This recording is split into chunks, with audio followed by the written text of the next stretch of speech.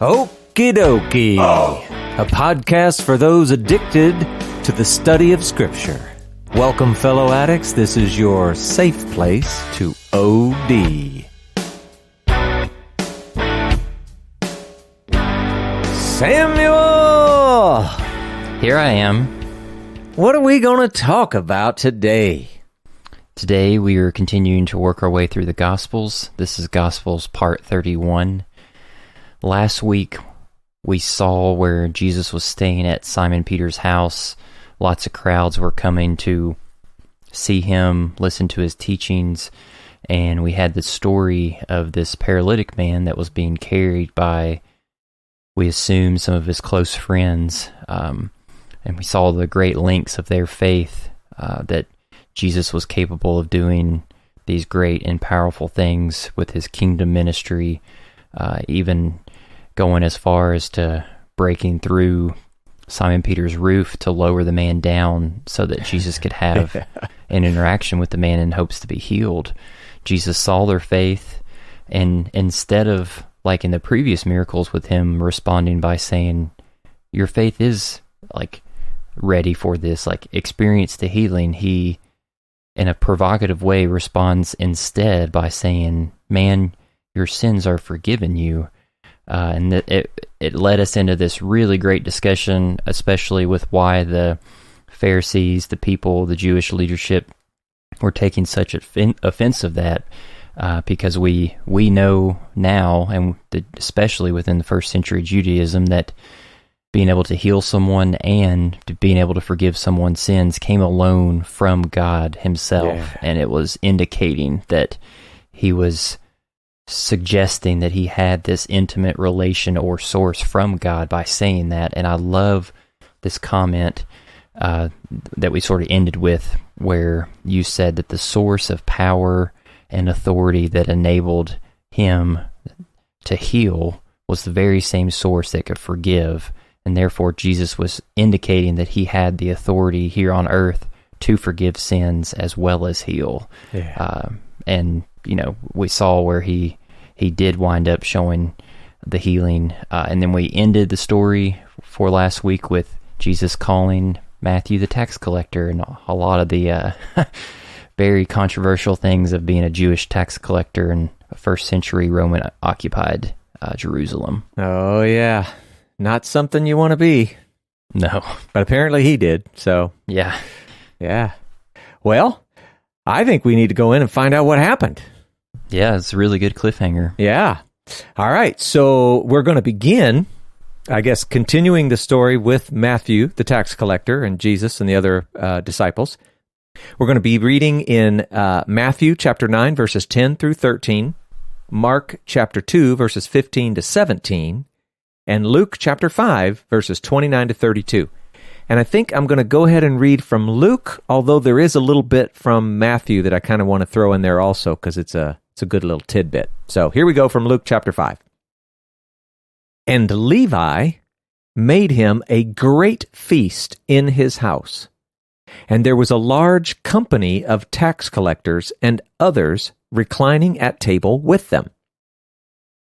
And the Pharisees and their scribes grumbled at his disciples, saying, why do you eat and drink with tax collectors and sinners? And Jesus answered them, those who are well have no need of a physician, but those who are sick. I have not come to call the righteous, but sinners to repentance. Okay. Well, you know what? Let me go ahead and read the little bit from Matthew rather than save it for later. We'll just get it out there. I'm reading now from Matthew chapter 9, verse 13, where he adds this other little bit. Go and learn what this means. I desire mercy and not sacrifice. For I came not to call the righteous, but sinners. So he slips that little dig in there, and we'll talk about that when we get to it. So anyway, here you go. You got this new disciple, Matthew Levi, the tax collector. And one thing that we note here is that he appears to be doing pretty well financially. Yeah? Seems to be. Here's the thing, though, Samuel. This probably means that he did his job pretty well, which also means he probably wasn't a good guy. You know what I'm saying? Yeah. If you're a good tax collector and you're rich, okay, you're probably not a good guy. And at least, pre-Jesus, we're expecting all of that to change for him. But then you also have to think, what has he done? He's made this decision to leave all of it and follow Jesus. Like the ordinary practical things, like his job and the money associated with it, for sure, all that. But he's got to be choosing to leave his ways. I mean, if we're saying he probably wasn't a very good guy, well, he's choosing to leave that, to become a good guy. He's a disciple now. And Samuel, what's that little phrase that we always use when we talk about disciples? Do you remember? I know that a student does everything they can to mimic the teacher or the master. Yeah. Radical imitation. It's a big deal. And it's important because this is a really important image for both the evangelist kind of a person and the evangelized kind of a person. It's good for both. If the evangelist is only calling people to, agree or acknowledge or assent to some ideas or, whatever, he's actually doing people a great disservice. Because if the evangelized doesn't actually understand that what he's getting into is literally laying down his entire life, taking up a new one defined by God, God's will, God's instructions. If he doesn't understand that, well, how is he supposed to end up bearing the fruits of righteousness or being counted among those who belong to him or whatever? He's just walking around, and I'll just use the word ignorant. He has no idea what's required of him. All he knows is, hey, I'm saved. And that is wrong. It's wrong to do that to people. And so we need to see that in Matthew's story. It's another great, beautiful tension within the Jewish faith of it not being exclusively one or the other, but it's a combination of both working together in tandem. Yeah. And it's, I don't know. It's one of the things I get kind of hyped up about. It's just one of those things that we've lost. We need to get it back. Mm-hmm. So in the story, though, Matthew, the first thing he does is he throws this big feast, presumably in honor of Jesus. That's at least kind of the way I would guess it would go, right? And we could say that all his friends are there, tax collectors, sinners, and I don't know, maybe that's fair or maybe that's unfair. Maybe he just sort of sent out an invitation. It's very general, and they just happen to be the only ones that showed up. I don't know. But then we're going to see they're not really the only ones that are there. They're just the only ones that are really participating. But this is, I don't know. And I know you're going to relate well to this, Samuel. This is a very important quality of, we could say, God, or we could say Jesus. The outcast, the downcast, the marginalized, the stranger, the widow, the orphan, etc., all of that. There's almost a magnetic quality to their relationship. Those are the ones that are drawn to God, are drawn to Jesus. They represent, how do I say it? Like their lives, they're like a physical manifestation of injustice, what it leads to, what it looks like. And God and Jesus are all about justice. And it's important for us to see this also because, well, and I should say it's important for us to see it individually in our own personal lives, forget about everybody else, but then it's also important for us to see it because we think of ourselves as one body, the church, that kind of thing. The question we should ask, are these same types of people, the outcast, the downcast, the marginalized, the stranger, the widow, the orphan, are they drawn to us like a magnet? Because if they're not, it probably means we're doing something wrong. Yeah, and also like with you saying that God has this very unique and special inclination towards those groups of people, and I'm speaking from personal example that I don't do this enough in my own life, but if we are choosing not to make interactions with those people and serving them a regular part of our lives, could we say that we're missing out on experiencing God in some unique way through his association with those people groups? Yeah. Oh, yeah. I think that's a resounding yes. Yeah. So back in this story, Jesus, in spite of their sometimes unattractive words or behavior, Jesus is quite clearly calling the scribes and Pharisees the well and the righteous. And I know we've already talked about it in the podcast, and we're saying it again. We've got this preconceived ideas of the Pharisees and the scribes as the bad guys. Some of them are, but they're not all. And even Jesus here is in his little story, he's making them out to be, the well and the righteous. So we just need to see it for what it is. Are all Pharisees good, Samuel? Nope. Are all Pharisees bad? No. No. But these particular ones, they seem to be bothered by this whole associating with the rabble stuff that's going on, right? They didn't want the sin and the impurity of these people, how do you say it, transferring to them. And now they can't be completely blamed for this. I mean, they're holding up a standard, and that's not always a bad thing, but it is getting in the way of them seeing, people for what they are. And the other thing that we need to kind of notice in this story, if you're reading it, it doesn't say it explicitly, but you get the feeling that the reason that they're bothered that he's hanging out with these people is because they really want Jesus to be hanging out with them. Again. Yeah. Sorry, go ahead. No, I was just saying that you and I have learned separately in other studies that there's this non-specific iteration within the language implying that the Pharisees had this expectation that Jesus was going to come over and sit and dine with them, that because he was in their camp theologically about God, the kingdom, Messiah, that he was going to come to them and spend time with them. Yeah. And again, we're going to see plenty of contention between Jesus and the Pharisees and whatever, but it's just important to note, hey, they actually were like, dude, you should be hanging out with us. Come on over, right?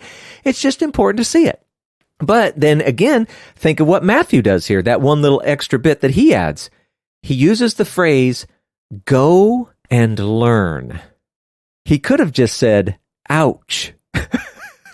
Because that, these guys just got tagged. Somebody, like hand them a hanky. They just got tagged.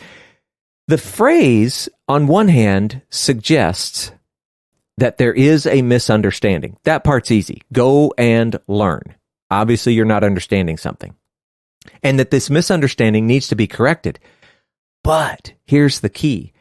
If you look at some of the other writings from this time period, this is something that you would expect to come out of the mouth of a master to his students. And Jesus is saying this to the best educated in the land.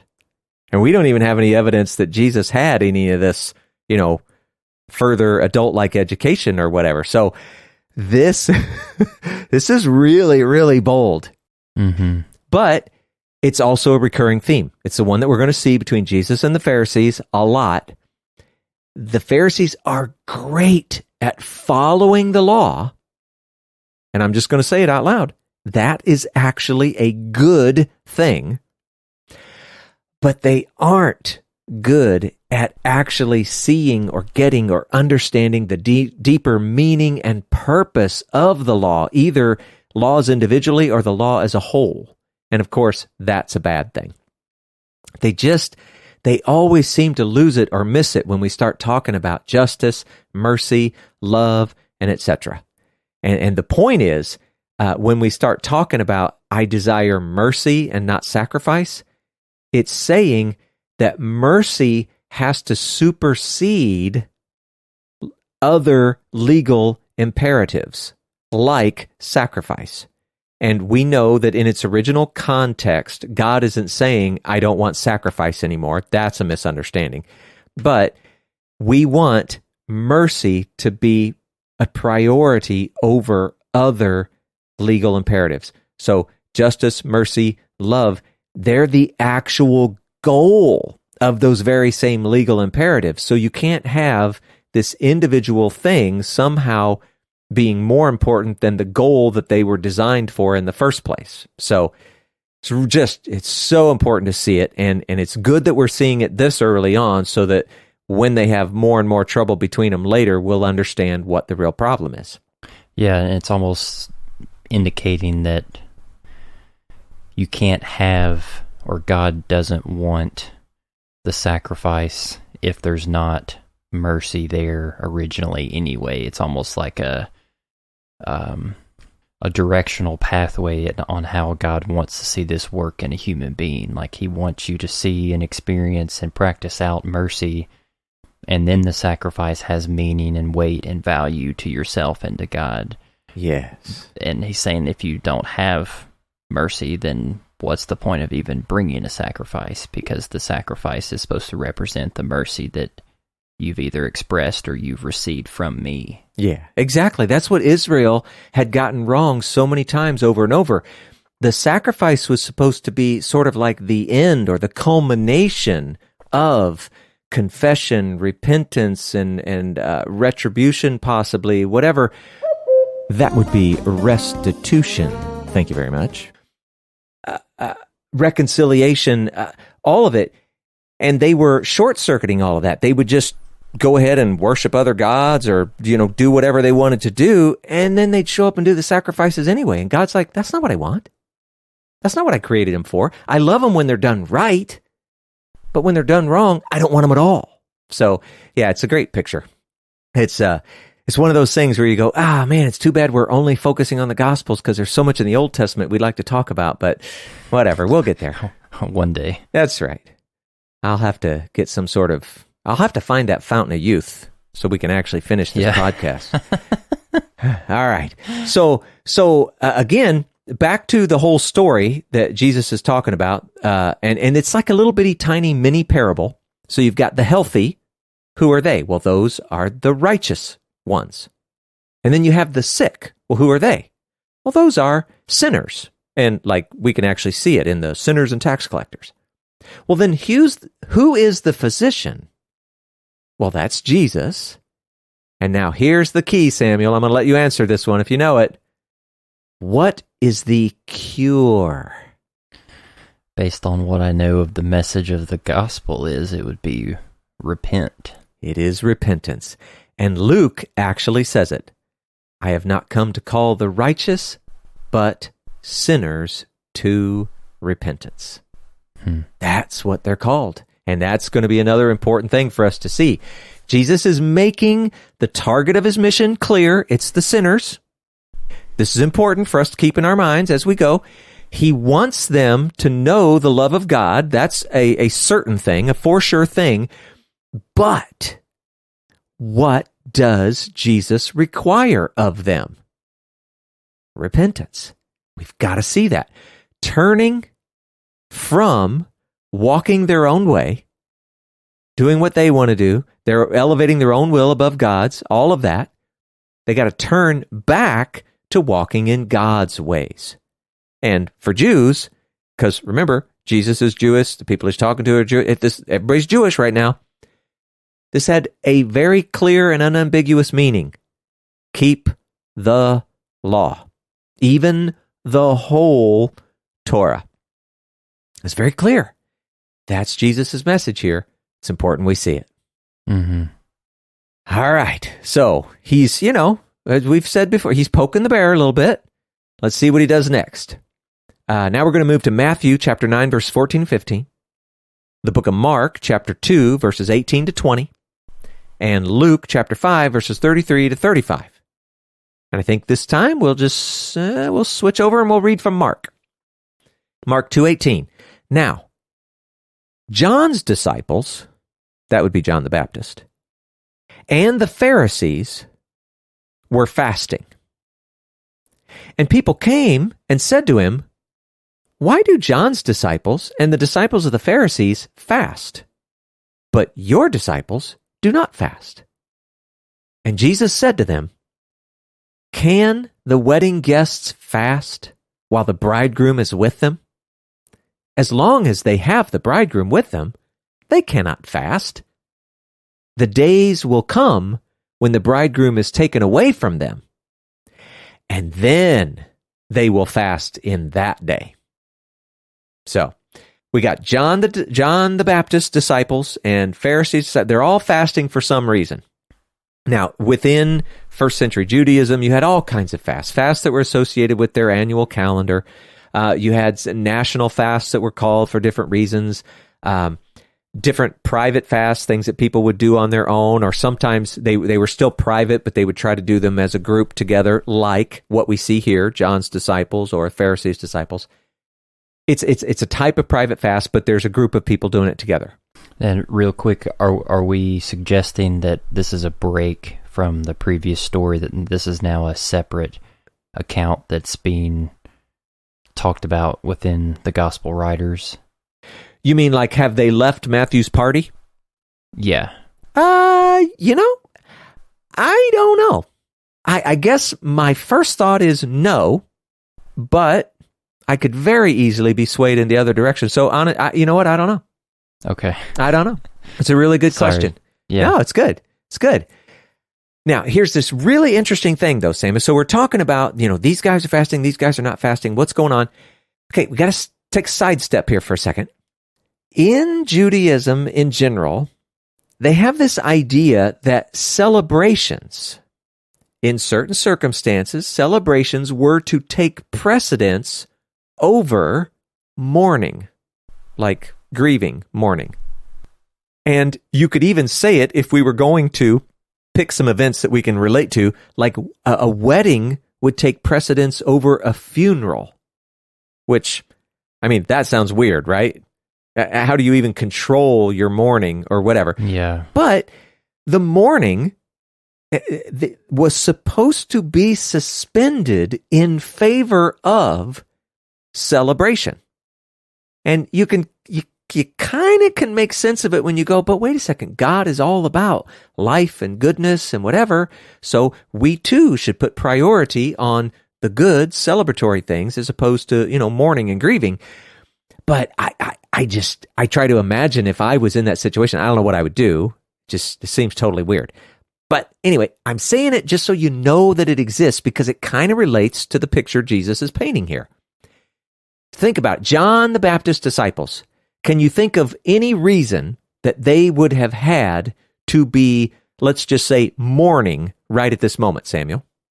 Well, their master has just fairly recently been imprisoned. Exactly. So there you go. We go, all right, so maybe they're fasting. Maybe that's their thing.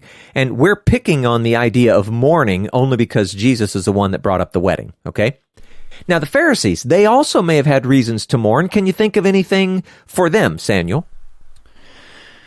Well, I know that the way that their whole group operates is in response to their people group being in exile because of disobedience from the law. Yeah. So maybe there's this perpetual state of mourning with how their association with the land that God promised them and having this Roman oppression over them makes them grieve because it's not the way that God intended it for it to be. Yeah, those are great examples. So the sin of the nation, that's a problem. The Roman occupation, that's a problem, right? But now stop for a second. Jesus's disciples, did they have any reason to be mourning right now? Well, were some of them were formerly John the Baptist's disciples. Exactly. And some of them aligned themselves within the Pharisaic camp previously too. Yeah. So, and we're not saying we know that all of this is true, but we're just trying to come up with, well, what could they have been, fasting for? And Jesus' disciples have all the exact same reasons. John the Baptist's arrest, Israel, the nation, the sin, and Roman occupation, all of it. But because the bridegroom, Jesus, is there, they were to choose celebration over mourning because bridegroom of Israel is there. They're in some sense, it's like they're living this, let's call it 3-year wedding celebration. Now that's a celebration. So that much, I think it's a very interesting picture that Jesus is bringing in, this whole idea of the wedding versus the fasting and all of that. It's an interesting thing. But just quick, Samuel, do you remember back in John? I went and had to go look. John 3:29. John the Baptist called himself the friend of the bridegroom. Yeah, the friend of the bridegroom. Isn't that crazy? Yeah. So, that picture of Jesus as the bridegroom, I'm sure we'll talk more about that as we go. But that's kind of what we're getting here with this little block of interaction between Jesus and the Pharisees. Yeah, and may I say, what an audacious striving within the life of someone's faith, in this case, the whole Jewish faith, to seek to try to prioritize responding in celebration and worship when there's also an opportunity to respond in mourning and grieving. Not suggesting that it's right to ignore your emotional health and to give space to grieve and mourn and all those things, but when the world is so chock full of things to mourn over and to grieve over, and that's the natural response. Yeah. It's a very higher calling to find those opportunities to celebrate instead of mourn. So I think that's a application right there. Yeah. Samuel, do you remember when they had the tabernacle all built and they were getting Aaron and his sons and trying to prepare the priests, what do you call it, consecration, ordination, whatever they were doing, right? Do you remember what happened when a couple of guys brought in some strange fire? God said, it's time for you to go. They died. Yeah, he literally killed them. Fire from the altar. And do you remember Aaron? He's their dad, right? And he was not allowed to mourn. They had to be carried out, and he had to continue his job. He wasn't allowed to mourn until it was all over. And his response to that was, Moses said, "Hey, why aren't you eating this stuff you're supposed to be eating?" And he said, it wouldn't be right. I don't have the right attitude, because I think he was feeling feeling the mourning. But remember, that's a crazy story. Mm-hmm. You can find a much clearer and accurate telling of that story in Leviticus chapter 10, verses 1 through 20. Thank you very much. And so that's just another picture of, they're called to do what we would think of as just crazy, outlandish things for God's sake. That's how you set yourself apart and how you make yourself a kingdom of priests to the rest of the world. Yeah. It's crazy. So back in the text, Jesus is actually going to lay a couple of parables on them. Nice. And I'm excited about these because I think they don't mean what people think they mean. Let me rephrase that. They mean what people wouldn't expect them to mean. I don't know what I mean. Let's go find out. Let's go find out. So Matthew chapter 9, verse 16, Mark chapter 2, verse 21, and Luke chapter 5, verse 36. I'm going to go ahead and read from Mark. He says, "No one sews a piece of unshrunk cloth on an old garment. If he does, the patch tears away from it, the new from the old, and a worse tear is made." Now, remember when you asked, have we changed the venue? Did we leave the party or whatever? I guess I'm kind of thinking they didn't, because to me, I feel like these two parables are actually providing deeper insight into what was behind their original questions. The ones, why do you eat with tax collectors and sinners? Why do your disciples not fast? I kind of feel like these parables, in some sense, answer those questions. So let's find out what I'm talking about. Jesus has, in some sense, already answered their questions directly, kind of. And now he wants them to see and understand a bigger picture of what it is he is even doing, just generally. So they're not understanding that Jesus is, you could say, doing Torah or being Torah better than any of their current understanding allows them to do. And so he's going to try to help them see it. Now, an important thing, I just got to get this out. Neither of these parables, the one that we're looking at now, the one that's going to follow, neither one of these is somehow pitting Judaism and Torah against Christianity and grace. This is a really common thinking and interpretation of these parables. It's nowhere in view here. That is completely anachronistic. You like that word, Samuel? Yeah, or in Samuel's Greensburg lingo, it's out of order. That's right. They're taking something of a later time, a later thinking, a later understanding, and they're trying to lay that back over the top. It's just out of time. And it makes no sense here. And it would be especially troublesome if that's what you thought it meant when you got down to Luke 5:39. We'll see that when we get there. But here's the thing. These parables, they're similar to some things that already exist in Jewish writings, parables, proverbs, whatever you want to call it. They already exist. And that's another thing that I guess we should say out loud. I think so many of us get this idea that Jesus, he was saying things that no one had ever seen or heard or thought of before. He was doing things unimaginable. Nope. That would make him an alien. Yeah, he was doing things that already existed. He was, in some sense, he was meeting them exactly where they were at, which is, we talk about that all the time. Yep. That's what he's doing here, and it's important that we see it. So let's see, what have I got? So let's start with the new piece of unshrunk cloth, or the patch, all right? Here's the part where I think people, we just don't naturally go here. But these parables and proverbs that already exist, we already know what they meant and what they were talking about. And because these are so similar, it makes perfect sense that he would be saying the same thing, just trying to get them to see and understand. So the unshrunk cloth, the patch, that is new teaching or interpretation.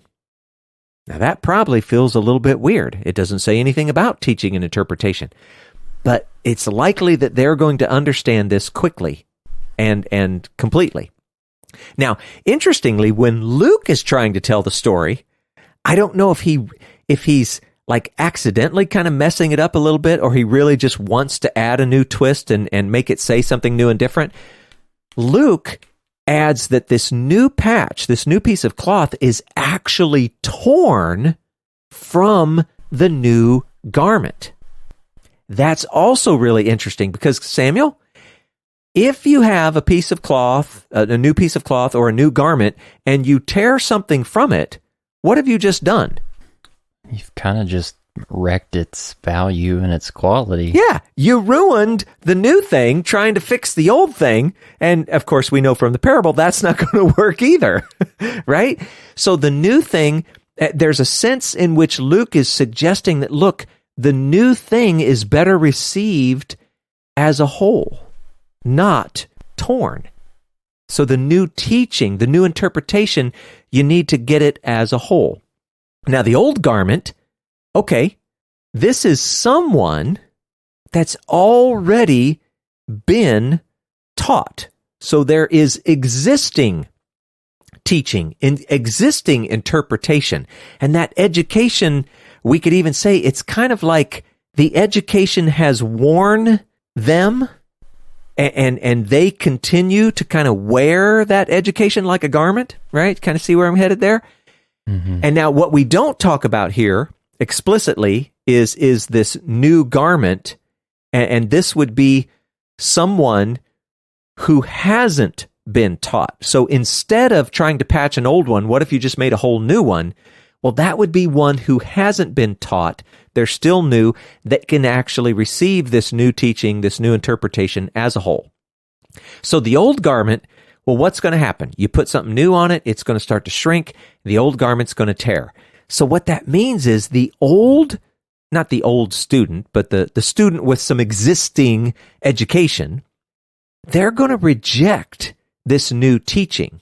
And we could say they're going to be torn by it. You got the picture in your head? You're seeing that? Yeah. Yeah. So Luke adds that the old and the new, they also won't match. You'll be walking around with this two-tone thing that just doesn't actually look cool, you know what I mean? But imagine that in your head. Imagine with teaching, if you've got two kinds of teaching going on in your head, they're not going to match. It's going to be tearing, right? It makes sense. So the overall point here is that students that already have understanding, well, they're not going to be willing to accept this new teaching or this new interpretation, at least not easily. It's really not going to be of value to them in the long run. And in fact, given the story, it may cause damage. It may cause more harm than good. And so, just real quickly, we could say that the old garments would be the scribes and the Pharisees. The new garments would be like these disciples, or even we could probably stretch it a little further and go people like the tax collectors and sinners, those that haven't been, really immersed in the teaching. But you try to teach the old guard, they're going to get upset. You try to teach the new guys, and they're going to be like a sponge and just soak it all up. Now, if I'm a listener right now and I'm thinking about this corner that the Pharisees and the scribes are in right now with their existing knowledge, doesn't seem like they are in a great spot of being in a place to receive, this new life of the kingdom message that Jesus is proclaiming. So exactly, I would be asking a question, well, how can the Pharisees and the scribes be able to receive this, the new teaching or the new wine or the new garment? Exactly. I hope we get to that. Yeah. Well, we are going to talk about it. We're going to wait until after we finish the other one. We'll talk about it a little bit. And what you're asking is really, really important. It's a key because think about it. There's a sense in which the people listening to this podcast are in that same boat. Some of them listening might be going, man, this is just not what I've heard. This can't be right, right? And there'll be some who are listening who are going, man, I kind of heard some other people talking about stuff, and I don't know, I guess it was okay, whatever. But all of a sudden, this makes sense, So we've got that dynamic happening right here as we're listening. But let's go ahead and do the other parable, and then we'll talk a little bit about your question at the end. Okay. So the next bit is Matthew 9:17, Mark 2:22, and Luke 5:37 to 39. Luke seems to add just a little extra information, so I'm going to go ahead and do his. It says this, "And no one puts new wine into old wineskins. If he does, the new wine will burst the skins, and it will be spilled, and the skins will be destroyed. But the new wine must be put into fresh wineskins. And no one after drinking old wine desires new, for he says, the old is good." Okay, so first, let's go ahead and make the connections, just so we can kind of see it. The new wine, okay, that's going to be the new teaching or new interpretation. The old wineskin, well, that's going to be the guy who's already been taught. He's already got a bunch of stuff in his head, and let's just say it makes sense to him. Now, the new wineskins, those are going to be the ones who haven't yet been taught. They're not quite as set like concrete. There's still some flexibility there. They're still new. And then, of course, the old wine, well, that is the current existing teaching or interpretation. We call it old, like old wine, but whatever. So that's how all those things kind of line up. And then the same sort of summary. Students that already have understanding, okay, they're not going to accept this new teaching or this interpretation, at least not easily. It's not really going to be of value to them in the long run, and as we said before, it could cause damage. And here's this is why this one is a little bit different than the one about the garments. The older students, the older wineskins, they're going to prefer the taste of what they already know. And this is important because it is actually good. Now, I know that some people, they're listening to the podcast and they're going, yeah, but my translation says that the old is good enough.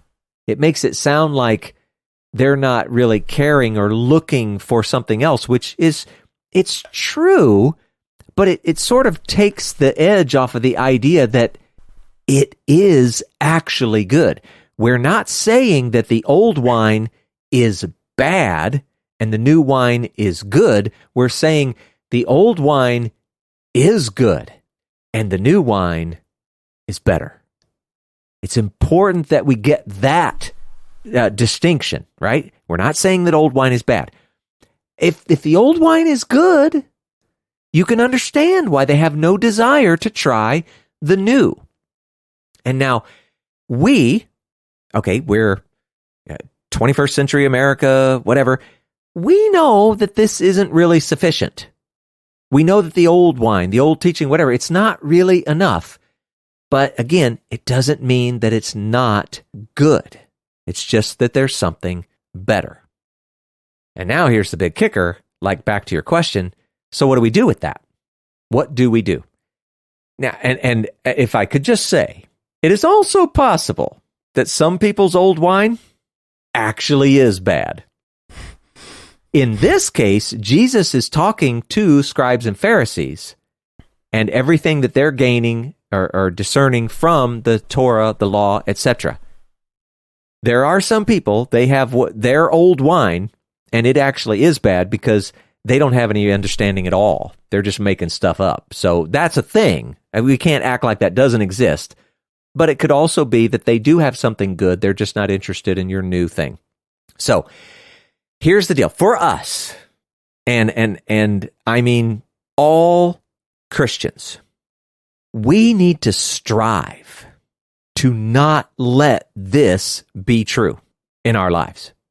And it's this two-pronged attack. On one hand, we have to work to gain understanding, the best understanding that we can come up with. And we need to guard that understanding ferociously. We can't just be going with every whim, every which way. What is that? On the waves, tossed to and fro. We can't be doing that. We have to seek understanding and guard it. And somehow, at the same time, we must remain open to new teaching.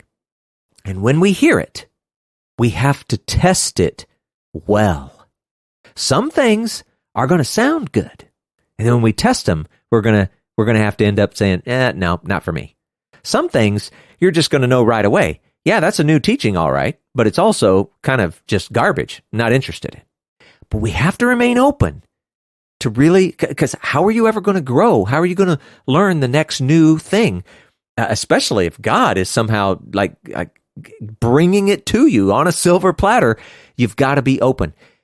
If it survives the testing, then you've got to be willing to incorporate it, not allow it to tear your garment, not allow it to burst your wineskin. And that's a trick. What I'm calling, this is a real trick, but we've got to, this is who we got to be. Now, how does that relate to your question? Does it answer it? Do you want to rephrase it? Where are we at? I think you addressed it well, and it has led me to want to say a lot of comments that maybe aren't directly associated with that original question, but I hope will complement the original question well. The first thing, I feel like that you're saying whenever you're suggesting that we as the reader are getting this hint that the old wine or the old teaching, it's insufficient compared to the new wine. I feel like that is a similar picture that we get in the book of Hebrews whenever the writer is comparing the priestly system that started with Moses and Levi in the Torah compared to Jesus as the superior high priest. Oh, right. It's not suggesting that the priestly system that God ordained here on earth with Israel was bad. Like, no, Right. like he created it, he established it, but in comparison to the heavenly realm, to the realm where the aspect of sin and death and corruption are not affecting those dynamics, of course it is more superior because it's perfect. Yes. And in the same way, like what Jesus is saying is that old wine, like that is God's expressed will given to humanity on earth through the Torah, and that is good because it came from him. Right. But that's different than what the rabbis paint, like what the kingdom and the world to come is going to be like when God and Messiah are going to give the they call it the supernal Torah or the heavenly Torah. Yeah. It's like showing the true unabashed wisdom that God intended, that is not being hindered by corruption and death and sin that gets in the way of us experiencing it fully. Yeah. And Jesus is seeming to, he's suggesting that like that new Torah, that supernal Torah, that comes through me, it starts with me, and it's going to end with me whenever, I redeem all those things. And so those things are going through my mind. Another thing. Wait, let me say, because this is so good. Your point is fantastic, because we are so quick to talk about, the new covenant. We're a part of the new covenant. Yay, it's so great. Okay, if you're going to say that the Torah and the law is bad, you really do not understand the new covenant, because Samuel, what is it that is written on our minds and on our hearts under the new covenant? The law is written. The law, the Torah. You can't say it's bad.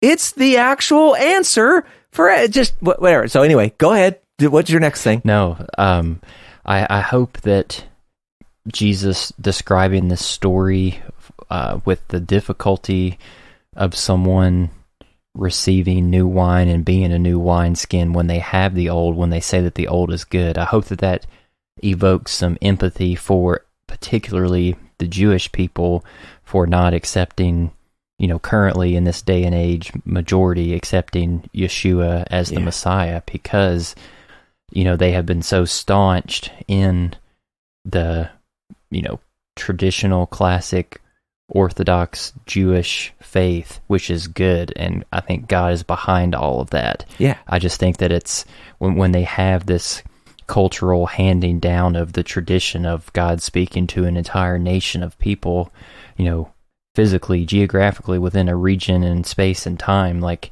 it makes it difficult to hear these new things that actually add to the original story, but to them it doesn't feel like an addition. It feels like a total replacement, maybe, in that moment in time. Right. And the last thing, I don't know if people like this song or not. I know that my church sings it. Hillsong Worship has a song called New Wine, and I just think it's funny that the lyrics say, like, it's asking Jesus, the lyric goes, Jesus, make new wine out of me, but based on this lesson, I feel like it should be saying, Jesus, make me a new wineskin. We should be praying, like, God, like, turn my psyche, my psychology, my thinking, like, make me a new canvas so that I can be able to receive this new teaching that you want me to have, rather than, like, the new wine itself. Like, we need to make ourselves available as learners to receive it better. Yeah. Oh, that is so good. We need to be like the new wineskin, and I'm sure. I mean, it doesn't have to be wine. Whatever you've tasted, pizza, for example. There's really good pizza and there's really nasty pizza, right? And you don't want that. So you don't want to be a fresh new wineskin, but then at the same time put nasty, bad wine into it, right? Yeah. You want that good wine. So that's yeah.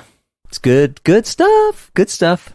You know, I think we're going to do, Samuel. I think we're gonna kind of do that cliffhanger thing again. We're gonna take them to a new area, talk about it a little bit, and know that we have to pick it up on the next episode. So, all right. So let's go ahead and talk about it. We're going to move now to Matthew chapter 12, 1 and 2, Mark chapter 2, 23 and 24, and Luke chapter 6, verse 1 and 2. I'm going to read from Matthew. So here we go. At that time, Jesus went through the grain fields on the Sabbath. His disciples were hungry, and they began to pluck heads of grain and to eat. But when the Pharisees saw it, they said to him, "Look, your disciples are doing what is not lawful to do on the Sabbath." Okay, so many crazy things going on here, Samuel. Number one, why are they walking through grain fields on a Sabbath? And nobody's complaining about that? I mean, there were all kinds of travel restrictions on the Sabbath, so that's a weird thing. Why would they even be traveling? Forget the grain fields. Why are they traveling at all on a Sabbath? And then when they say it's a Sabbath, are we saying that maybe this was like Friday right at sundown? They were just like working their way into Sabbath?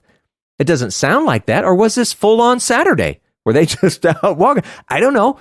And then are we supposed to think that the Pharisees are actually walking with them? Or are the Pharisees like standing at the edge of the grain field waiting for them to show up, seeing them pick the grain? Or I don't know. These are all weird things. This is a strange, strange story. And why did the disciples do it? Whether it's a Sabbath or not, I mean, isn't like just walking through and grabbing grain out of some guy's field, isn't that something to be looked down on? I don't know. And maybe not.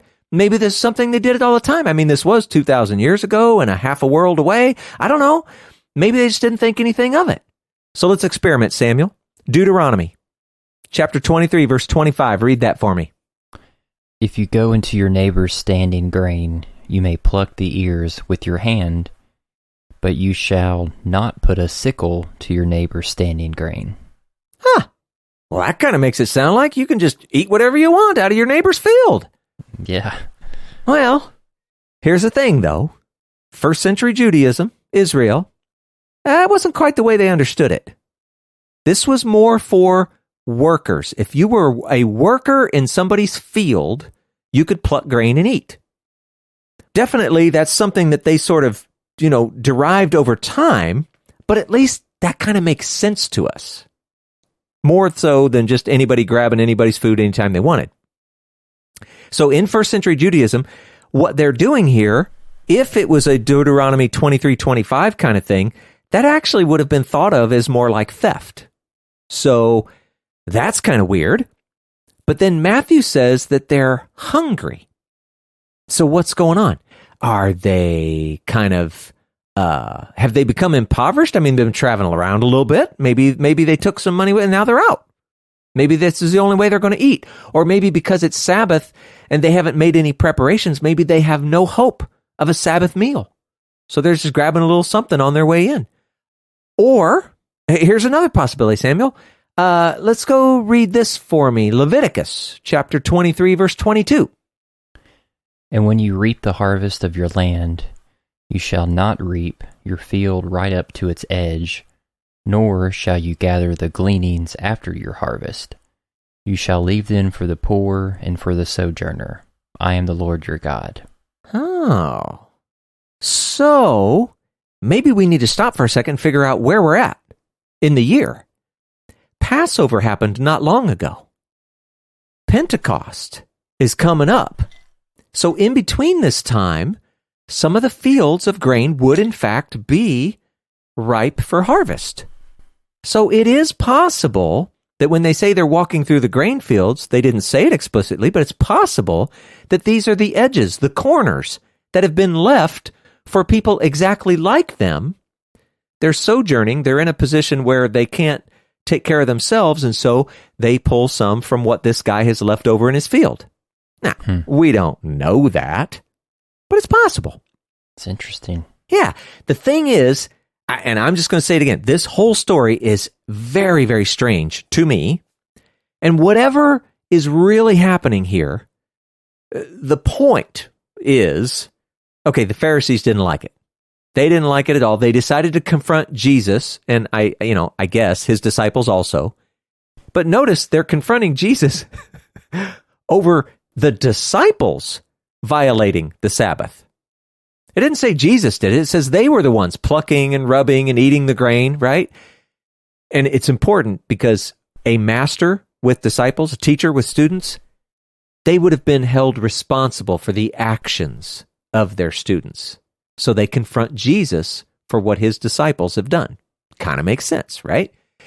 But their stance is that what the disciples have done is a violation of the law. It's a violation of Sabbath. And this is really important because what's the penalty for violating the Sabbath, Samuel? I think you're going to be put to death. Yeah, it's death. And so what they're seeing, what they perceive as a real violation, this is really, really, really, really important to them. And there was one other thing I wanted to mention. Just think about this, Samuel. If we live in America, so what if somebody, or how about Kentucky?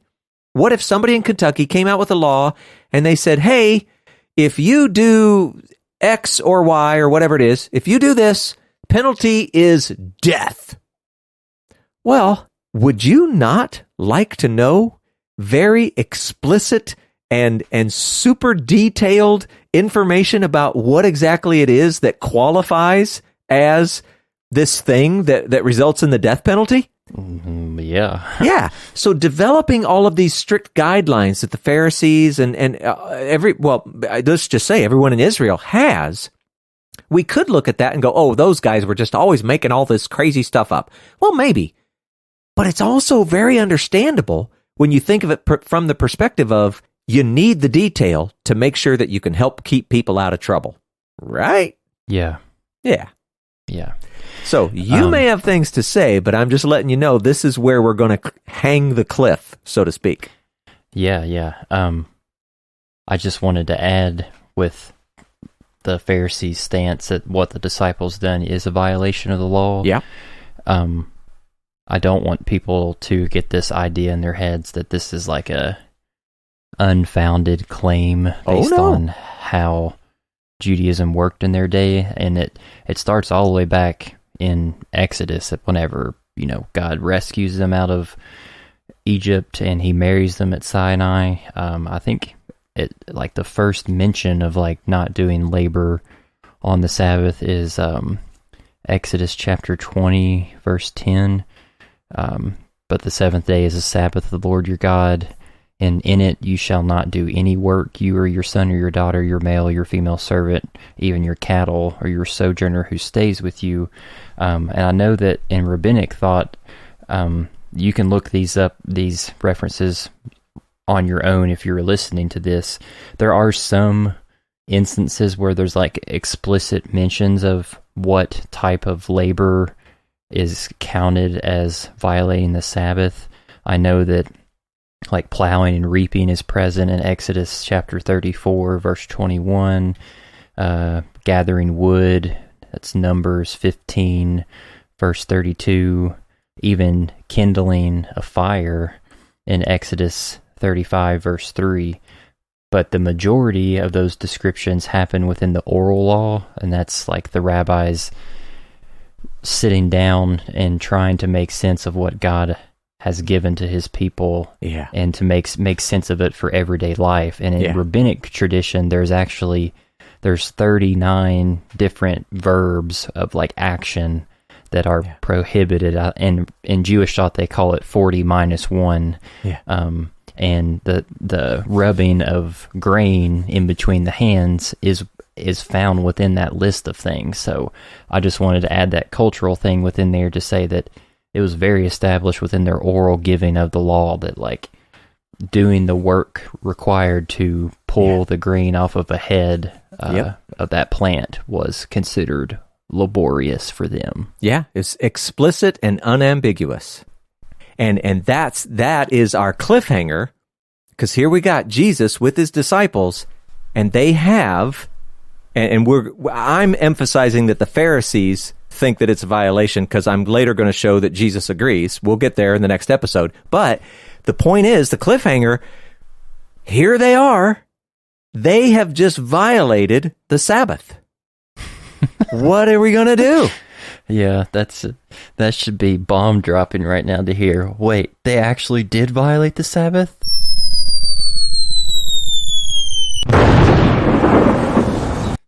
Yeah. That's a great cliffhanger. Yeah. So hang on to that one for a week. Bye-bye. Okie dokie. Thank you for listening to the Okie Dokie Most podcast. Please don't forget to hit that subscribe button so that you're notified when our episodes release on Sundays at 7 p.m. so that you never miss an episode. We would really appreciate it if you would also leave us a review on your podcasting platform, letting us know how this content is positively impacting your life. Our podcast is now available on all podcasting platforms, so please make sure you check us out on your mobile device. You can also visit our official website at www.okidokimos.com for more information or to listen online. And finally, if you have any questions or comments, we'd love to hear from you. Please feel free to send us an email at okidokimos@gmail.com. And until next time, we hope and pray that you will do your best to present yourself to God as one approved, a worker who has no need to be ashamed, rightly handling the word of truth. We'll talk to you again soon.